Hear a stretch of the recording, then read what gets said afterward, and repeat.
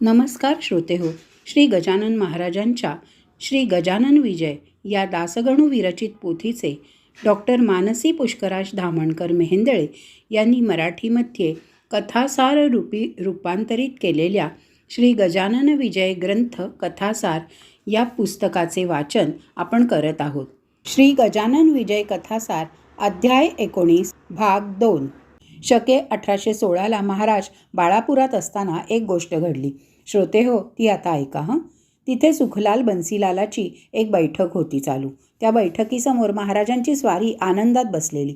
मूर्ती अवघी दिगंबर, अंगावर वस्त्र तिळभर नव्हते. ते पाहून भक्त भाविक जाता येता महाराजांना वंदन करत होते. तो होता हमरस्ता बाजारपेठचा. त्या रस्त्यावरून नारायण आसराजी नावाचा एक हवालदार चालला होता. त्याने महाराजांना दिगंबर अवस्थेत पाहिले आणि त्याचे डोकेच फिरले. तो म्हणू लागला की हा नंगाधूत मुद्दाम इथे बसला आहे रस्त्यावर. हा साधू नाही तर भोंदू बाबा आहे. तो महाराजांजवळ जाऊन अद्वा बोलू लागला. लाज नाही का रे वाटत तुला? रस्त्यावर असा बसतोस ते? हे घे त्याचे प्रायश्चित्त. असं म्हणून तो महाराजांना काठीने मारायला लागला. महाराजांच्या पाठीवर पोटावर वळ उमटू लागले. तरी तो हवालदार थांबत नव्हता. ते बघून एक गृहस्थ आपल्या दुकानामधून धावत आला, ज्याचे नाव हुंडीवाला होते. तो म्हणू लागला हवालदाराला, अरे तू एकदा विचार कर, हे थोर पुरुष आहेत. हे भक्तांचे कैवारी श्रीहरी आहेत. या कृत्याने तुझा अंत जवळ आला आहे. आजारी माणूस मृत्यू जवळ करण्यासाठी पथ्य मोडतो ना, तसे हे आहे. आता तरी डोळे उघड अंतर्मनाचे. महाराजांची माफी माग. हवालदार उद्दामपणे म्हणाला, माफीचे कारण अजिबात नाही. कावळ्याच्या शापाने ढोर नाही मरत. अशा ढोंग्याला मारण्याचा ईश्वर गुन्हा नाही मानणार. पण पुढे हवालदार पंचतत्वात विलीन झाला त्या बाळापूर नगरीत. आपले स्वतःचे कर्म आपले प्रारब्ध ठरवत असते. एका पंधरवड्यात हवालदाराचे सर्व जवळील नातेवाईक भस्मीभूत झाले. हवालदाराने साधूला ताडिले म्हणून. नगर जिल्ह्यात प्रवरा नदीच्या काठावर संगमनेर गाव वसलेले आहे. छान टुमदार गाव आहे. हरी जाखडी या गावचा. यजुर्वेदी ब्राह्मण म्हणून गावोगावी फिरून तो आपला उदरनिर्वाह चालवीत असे. तो एक दिवस फिरता फिरता शेगावी आला, खास गजाननाच्या दर्शनासाठी. आल्यावर त्याने महाराजांना वंदन केले. स्वामींच्या पायाजवळ बसला. हजारो लोक रोज महाराजांचे दर्शन घेत. कोणी ब्राह्मण भोजन घालत, कोणी खडीसाखर वाटून केलेला नवस फेडत असत. हरी मनात म्हणाला, माझे दैव किती खडतर आहे की हा केवढा ज्ञानरशी आहे आणि ह्याच्या पायांशी येऊन असे विन्मुख जाणे मला भाग आहे. आज अन्न मिळाले, उद्याचे काय, असे करत आजपर्यंत चालले. संग्रहासी नाही माझ्या धन, शेती नाही, मळा नाही माझ्याकडे, आणि मी नाही विद्वान. मग मला मुलगी कोण देईल? स्वामी गजानना, संसार सुखाची तीव्र इच्छा माझ्या मनी आहे. ती तू पूर्ण कर. मला लेकरे व्हावीत, प्रथम कुलीन आज्ञाधारक बायको मिळावी. असा तो विचार करीत असतानाच महाराज त्याच्या अंगावर थुंकले. म्हणाले, संसार सुटण्यासाठी लोक माझी पूजा करतात, पण ह्याने माझ्याकडे संसार सुख मागितले. पहा जगाची रीत कशी आहे.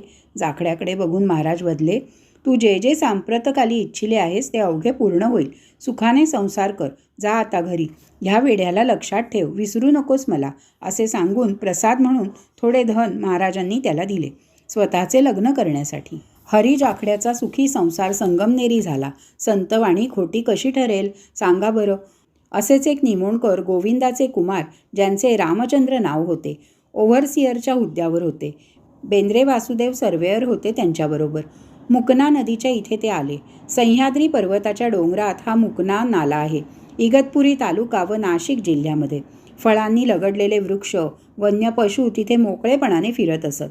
तर अशा जलप्रवाहाला कपिलधारा नाव होते. तेथे पर्वणीस भाविक स्नानाला येत असत. तीर्थ म्हणून नावलौकिक होता.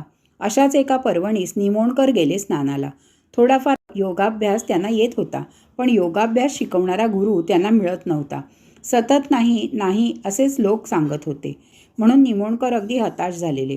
तोच कपिलधारेवर त्यांना एक मनुष्य दिसला. त्याचे हात सहज गुडघ्याला लागत होते. उंच बांधा होता व मुद्रा शांत होती. ध्यानस्थ बसले होते ते. त्यांना निमोणकरांनी दंडवत घातला. खूप वेळ झाला तरी योगी काही बोलले नाहीत. सूर्यास्ताची वेळ जवळ येऊ लागली. पोटी अन्न न मिळे तिळभर. घर राहिले खूप दूर. कपिलधारेचे धरून नीर पोटात तुंब्यात घेऊन गोसावी निघाले. ते निमोणकर म्हणाले, महाराज माझा किती अंत बघताय, माहीत असेल तर मला योगाभ्यास शिकवा ना थोडा. अखेर सूर्यास्ताच्या वेळी महाराज म्हणाले, हा चित्रपट घेऊन जो त्यावर जी 16 अक्षरी मंत्र लिहिला आहे त्याचा निरंतर जप कर. मंत्रप्रभावाने थोडाफार योग येईल तुला. एक तांबडा खडा देऊन महाराज गुप्त झाले व पुढे ते त्यांना नाशिक येथे गंगेवर भेटले.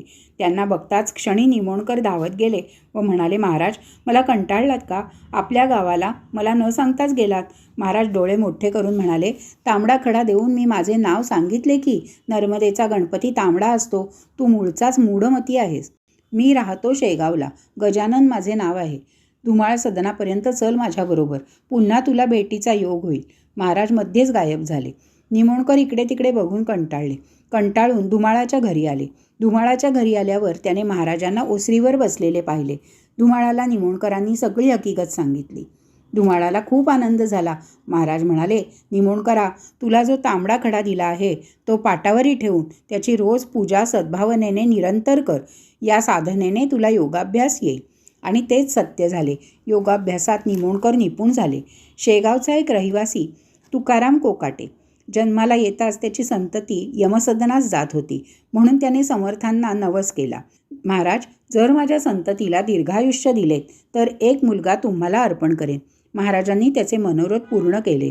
2-3 मुले झाली, पण तुकाराम नवसाबद्दल विसरून गेला. थोरला मुलगा नारायण, त्याला रोग झाला, पण औषधोपचार केला तरी त्याला गुण आला नाही. नाडी बंद होऊ लागली, दृष्टी कमी झाली. ती मुलाची स्थिती पाहून तुकारामाला नवसाची आठवण झाली. तुकाराम म्हणाला, महाराज, जर तुम्ही माझ्या पुत्राला वाचवलं तर तुम्हाला अर्पण करेन तुमची सेवा करण्यासाठी. असे वचनबद्ध होताच नाडी आली ठिकाणी. हळूहळू डोळे उघडून तो बालक बघू लागला. व्याधी बरी झाल्यावर नारायणास त्याने मठावर आणून सोडले नवस पूर्ण करण्यासाठी. तो नारायण अजूनही आहे शेगावी, म्हणून महाराजांना केलेला नवस कोणीही चुकवू नये.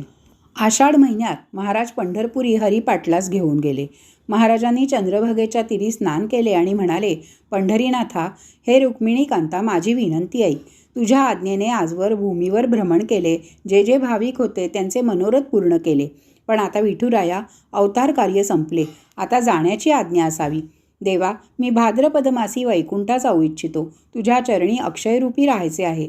असे म्हणून समर्थांनी हात जोडले विठ्ठलापुढे व त्यांच्या नयनी अश्रू आले.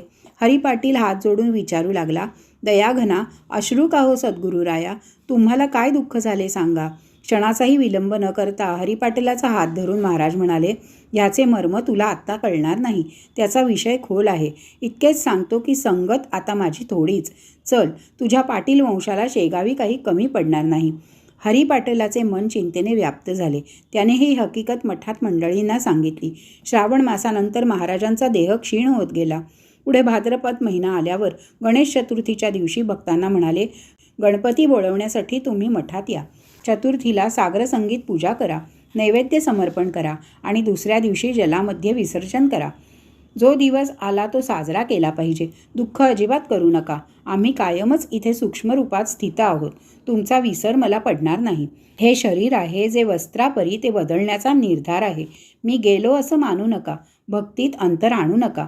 कधीही मला विसरू नका. मी इथेच आहे. महाराजांनी बाळाभाऊचा हात धरून त्याला आपल्या स्थानावर बसवले. चतुर्थीचा दिवस आनंदात साजरा झाला. मला कधीही विसरू नका. भक्तीत पूर्ण भाव ठेवा, असे म्हणून योगविद्येने महाराजांनी प्राण मस्तकी रोधला.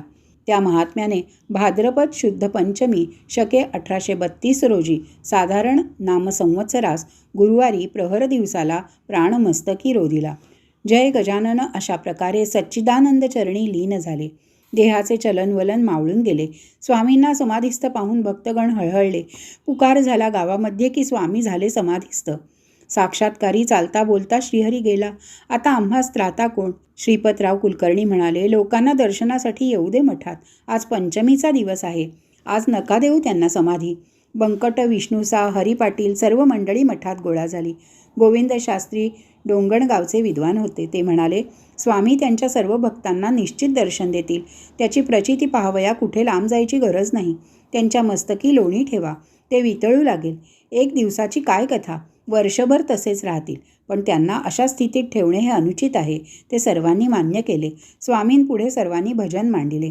हजारो भक्तगण जमले. भक्तांना स्वप्नामध्ये दृष्टांत देऊन स्वामींनी समाधीची गोष्ट सांगितली.